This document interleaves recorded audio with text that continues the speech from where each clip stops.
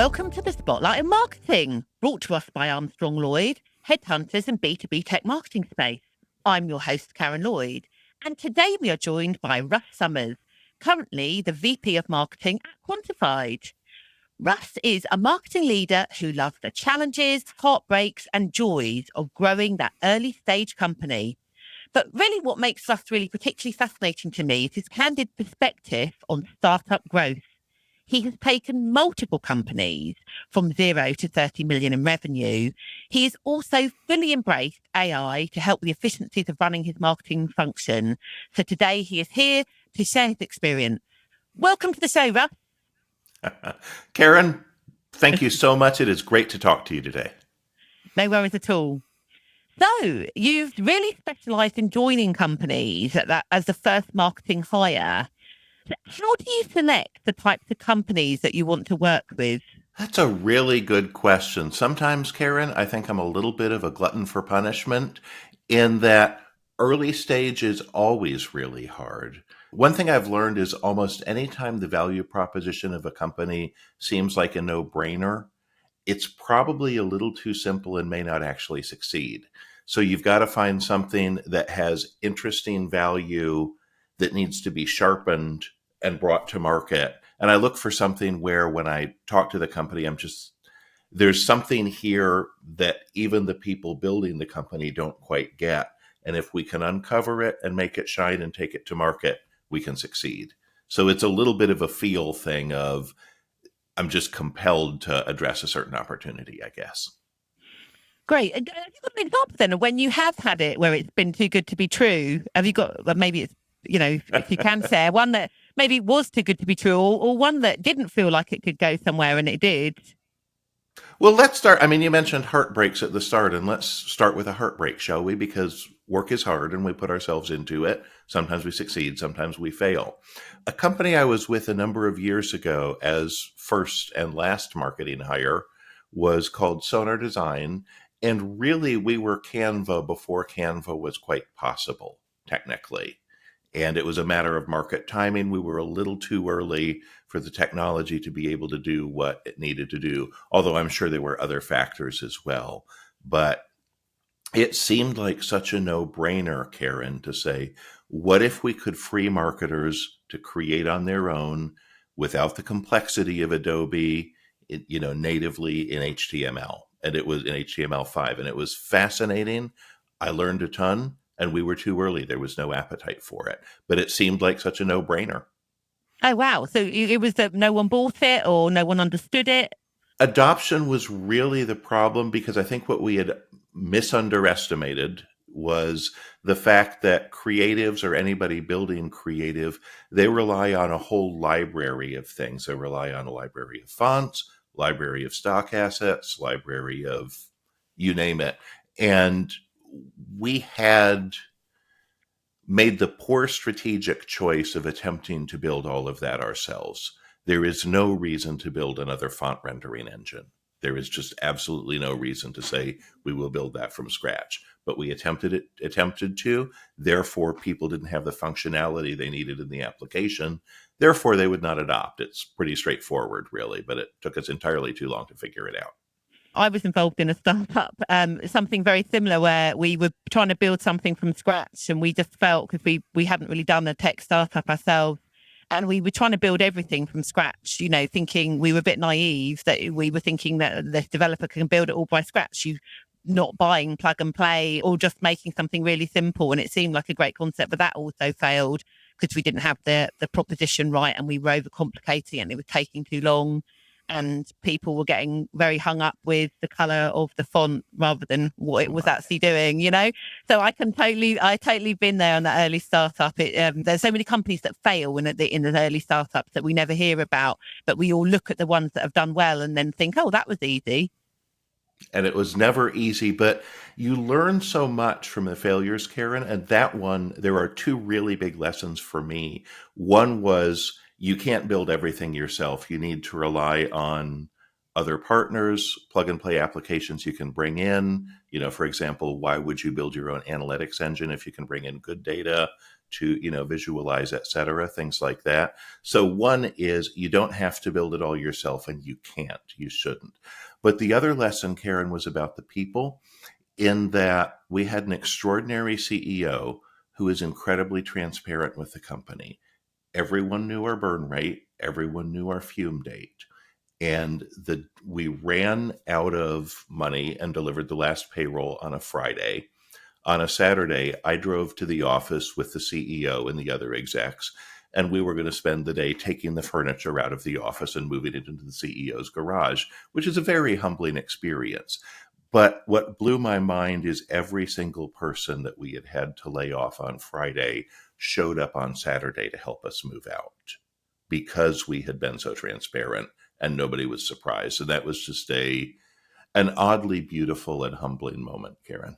I think it was what you said as well, because sometimes companies don't always tell people when it's going wrong. They may even have a party or something a few months before where they've spent frivolous money on a lot of things. And then the next thing they do, they're told 6 weeks later that sorry, there's no funds left and you're out of a job.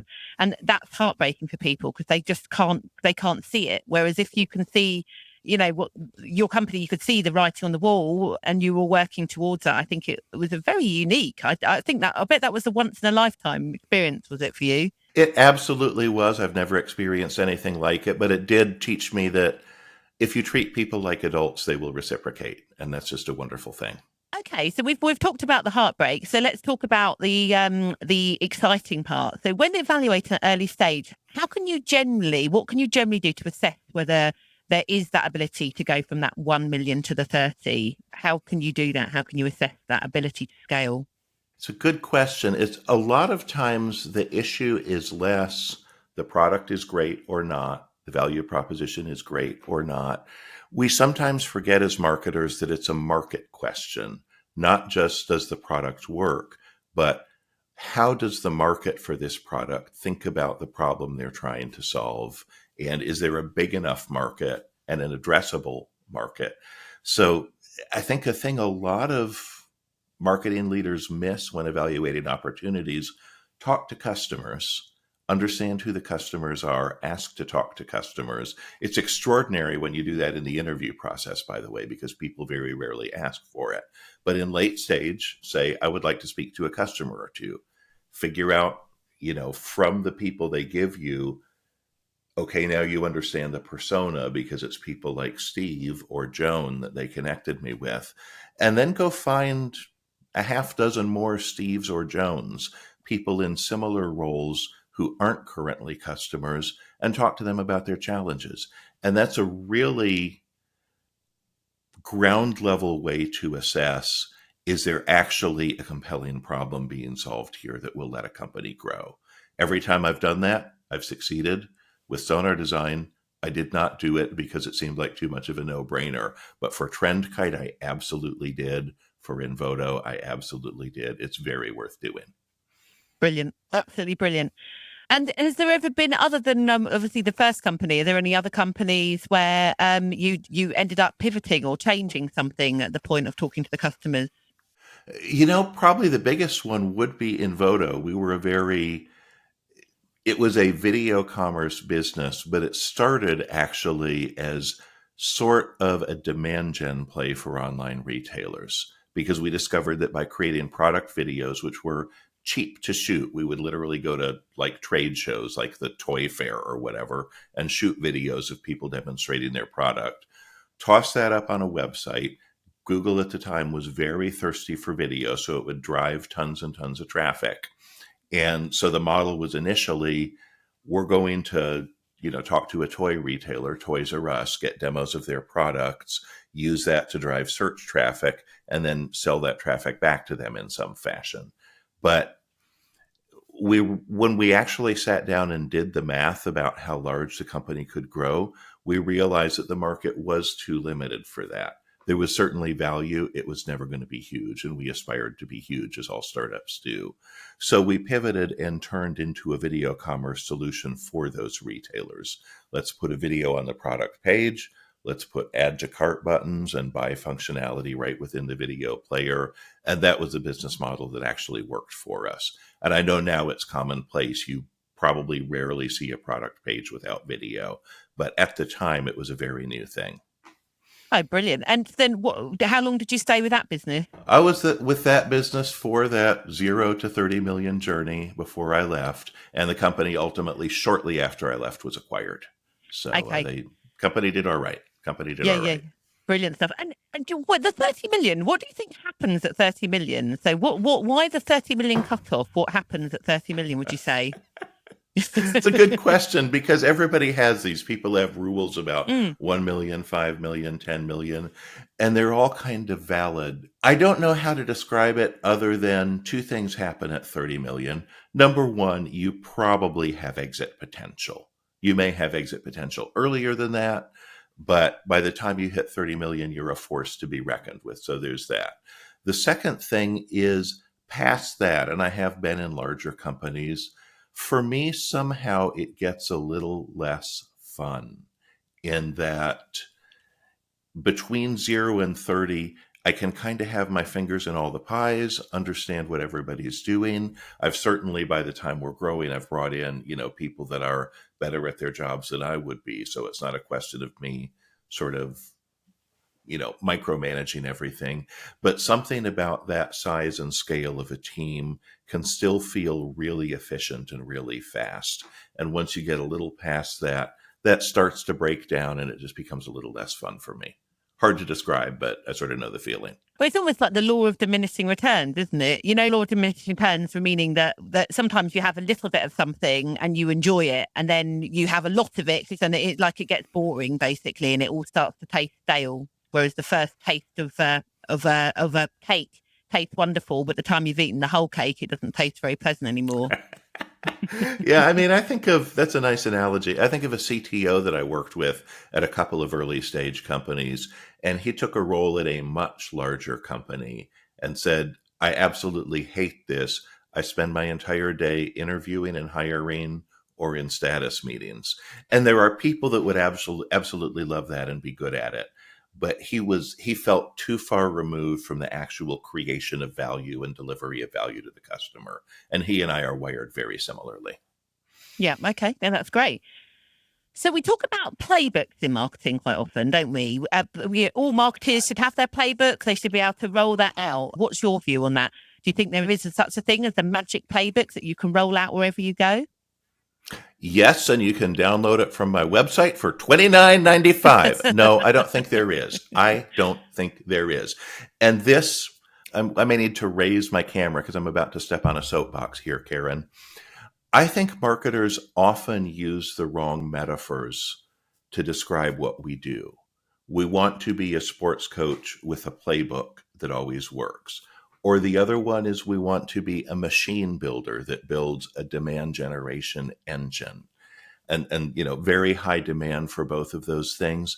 But the truth is, I don't think we are sports coaches. I don't think we are mechanics.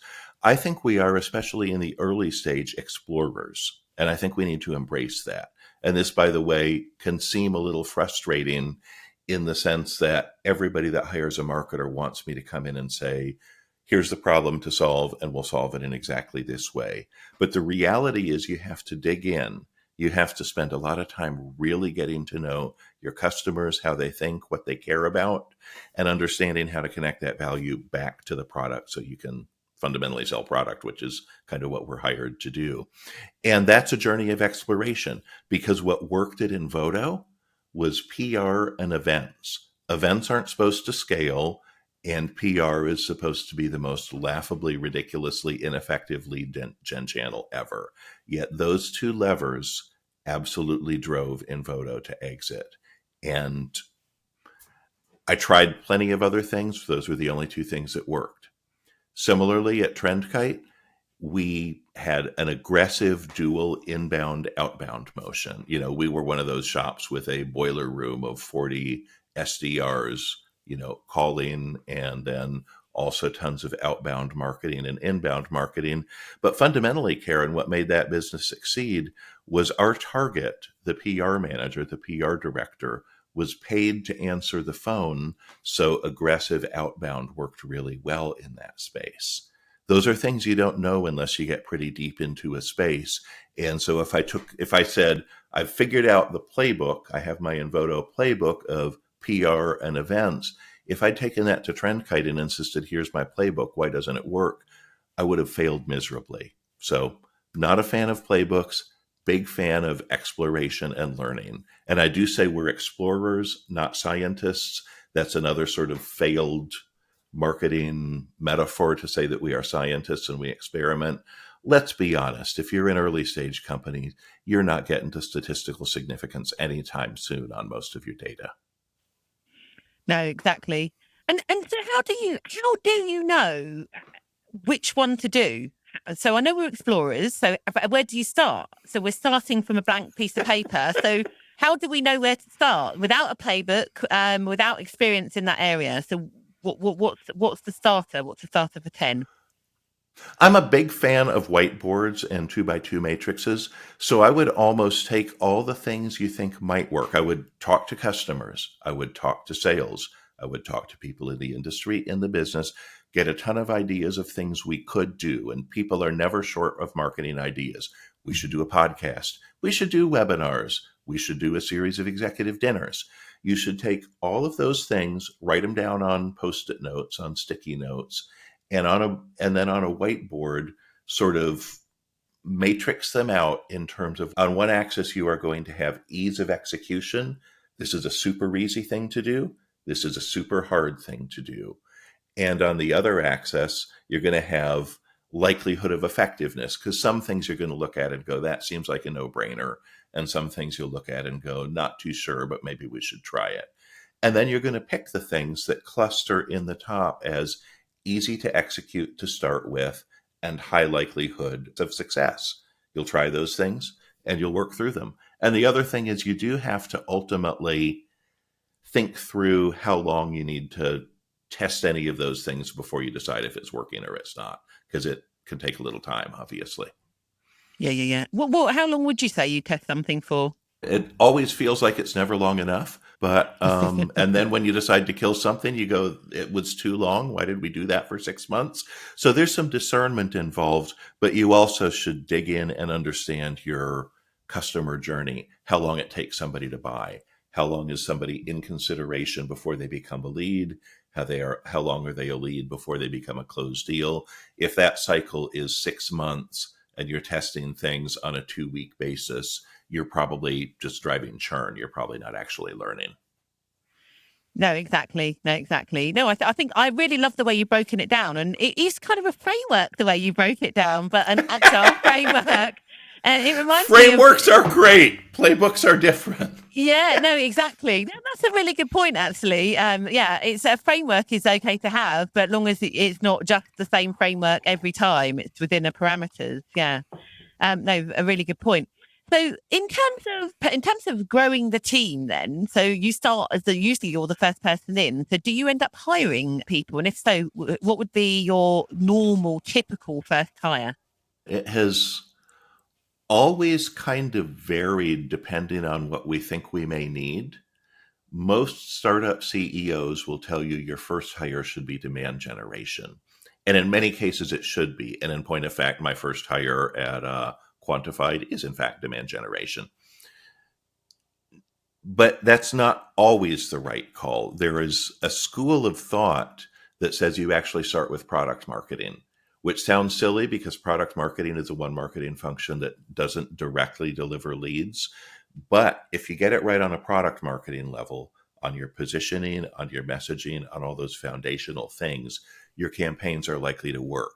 I've seen companies hire demand gen first and they do campaigns, but because they don't really understand how customers derive value from the product, which is a product marketing function to understand and communicate that, the campaigns fall flat because it doesn't resonate with the customer. So almost wherever you start, you're going to start in the wrong place. You'll hire product marketing, you wish you had demand gen. You hire demand gen, you'll wish you had product marketing.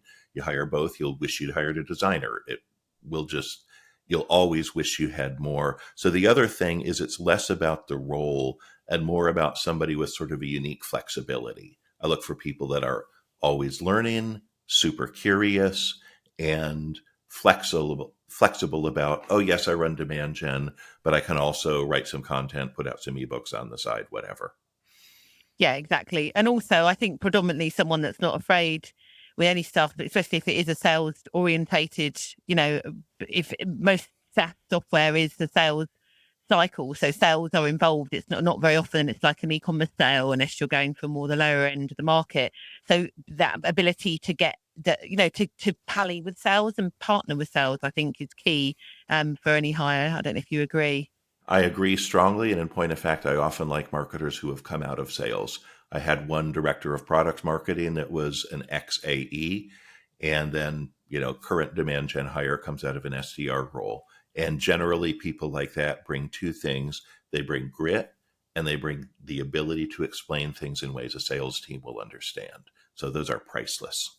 It's interesting because I think we mentioned this before that sometimes people have a bit of phobia on selling, don't they? On that whole, I don't want to be seen as too salesy or too pushy. And I think we spoke about that sometimes you found that has been an issue in a marketing strategy when people haven't embraced that.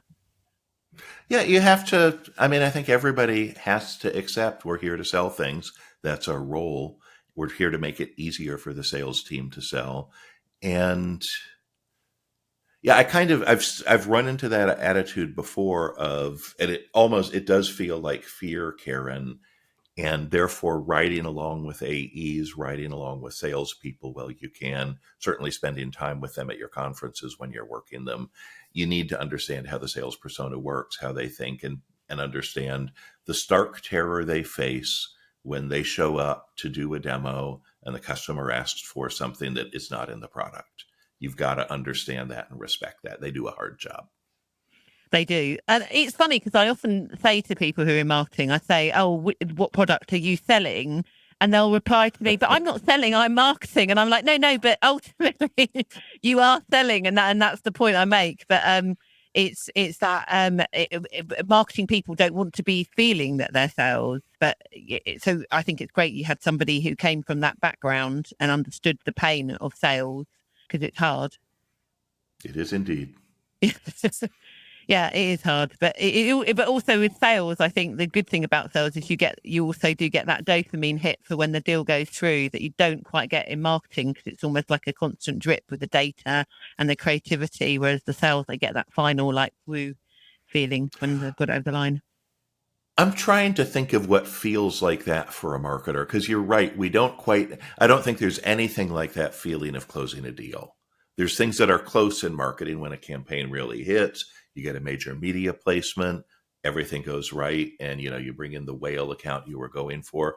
But nothing, I think, feels like actually closing a deal. And that was when I was independently and selling my own services. I actually was surprised at how much I enjoyed being a salesperson, Karen. Yeah, absolutely, absolutely.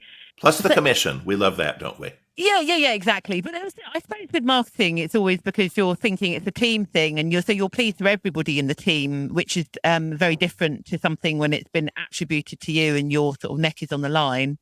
It's just a different. If we can if we can speak in terms of American football for a moment, we don't get to do the end zone dance. And that's okay. If we throw the pass or we block or we do other things that contribute to the touchdown, we get to feel good about that. Would be nice to do the end zone dance, but you know what? I got plenty of other things to do. I'm not worried. So, in terms of AI, out of all the marketers I've spoken to, there's very few that have really embraced it. So, I'd love to take a little bit of time talking about how you've embraced the AI journey and brought that into your marketing activities. Sure. Well, first off, Quantified is an AI driven company. We are an AI solution for sales role play. So if you need to train a large team, let's say you need to train them on a new product that's coming to market, a new marketing message, whatever it might be, often the certification for that or the delivery of that training is done in face to face, human to human role play, which is hard to scale and it's awkward and nobody likes human to human role play. And so we help teams scale, deliver a lot more throughput, a lot more practice, and far more effective reps because they practice 4 to 6 times as much with our solution than they would otherwise. So they're more practiced when they hit the market. So it's an AI driven company to deliver that. And when I took the role, I was like, I can't be in an AI driven company if I'm not using AI in every possible way in my marketing. I took it sort of as a personal challenge, as well as the one marketer in the company at that time. There was a lot to get done that I didn't have time to do. And so I started, Karen, with building custom GPTs, which are pre-prompted instances of ChatGPT is the easiest way to think about them, building specialized ones as sort of pseudo team members. And the first was Wendy Webinar, who creates all the content needed for a webinar, because anytime you're putting on a webinar, you need your invites, you need many invites, you need your landing page copy, you need you thank you for coming, sorry we missed you emails, just a bunch of very pedestrian content. And I built her to create that content, taught her not to talk like ChatGPT, and taught her to be assertive about she needs the right information, the abstract and stuff for me in order for her to do good work. So she was the first. And then I built a number of others. I built a revenue operations analyst that knows our tech stack. And so I don't have to dig through documentation. He can give me recommendations on how to optimize my stack. I even have a CMO mentor and a product marketer that I sort of use to spar ideas out with when I'm trying to decide what to do next. So it's been fun to adopt. Delighted that my marketing team is also willing to adopt and is using them. And it's pretty funny because they sort of have conversations, my marketing team member and my GPTs. And sometimes I can kind of see the process that something has gone through between the human and the GPTs. And it's just super fun. And there's so much out there. I mean, Riverside that we're using today has some great AI features built in that I've used recently. There's just a ton that AI can do for our research, for our delivery. I don't understand why more marketers aren't deep within it already. No, exactly. In the last year and a half, I use AI so much, and I can't believe I ever did it manually. With the GPTs, just a little details. I was telling somebody about your Wendy webinar actually, and they were just asking whether it's just a prompt or whether it's an intelligent one so it's constantly evolving, or is it just more of the prompts that you've already pre-populated? What a good question. And the answer, they don't seem to learn a lot from the regular conversations you have with them, but there's two ways to interact with the GPT. There's in the regular conversation where you are prompting and getting your results and saying, we're doing a webinar about frogs, please create the content for that or whatever. But if you want it to learn and remember, you open up and have those interactions in the GPT builder, where, for example, I'll open up Roger RevOps, my revenue operations analyst, and say, hey, Roger, we've added a new tool to the tech stack. We've added outreach. I need you to review all their support documentation and become an expert on it. Here's their support documentation. I upload it into his knowledge base. So those interactions they remember and they learn from. So we're nearly out of time, but is there anything that I haven't asked you today that I should have asked, or anything you'd like to share? You know, I'm having a really fun time right now. I want to share this, launching a content series based on our customers, because our customers are often trainers, corporate trainers, oftentimes in life sciences companies, and interviewing them for a series we're calling Behind the Training has just been really fun so far, Karen. And it's helping me remember the only reason any of us ever went into marketing was so we could talk to customers and learn from them. And it just feels like this great return to my roots to be back to doing that and having a great time. So I guess the only thing I would say is if you haven't talked to a customer today, it's probably time, right? The way the product works is remarkably simple and intuitive. You and I are having this conversation right now, two faces on a screen having a conversation. People are very used to that sort of interaction. And really what the product does is it puts up an avatar that represents your ideal customer profile that we've worked with the team at that company to define, and you have interactions with it. It might be a healthcare practitioner and you're pitching it on a new medication. It might be an IT director and you're pitching it on security software. But it looks like and interacts with you very much like a human, and then it retains and scores that information so we can establish where were you on message, where were you off message, how persuasive were you, How effective were you at communicating the desired message? Did you get anything wrong? Which can be really important if you're looking at things like pharmaceutical sales, right? So it just takes that role play experience people are used to for training and finally turns it into something that can scale. Oh, fantastic. And also it could overcome their objections. So, did you overcome the objection, or did you just say, no, I'm not interested? And the person said, all right, then. Exactly. So those are the most basic things, right? Because those basic sales skills are always going to be important, and everybody needs a refresher and needs practice on them. So I'm delighted that we're actually able to deliver that to the market. It's about time. Brilliant. It sounds brilliant. And if anybody is ever looking for a training solution for large corporate teams, they should ping me on LinkedIn. I can hook you up. Great stuff.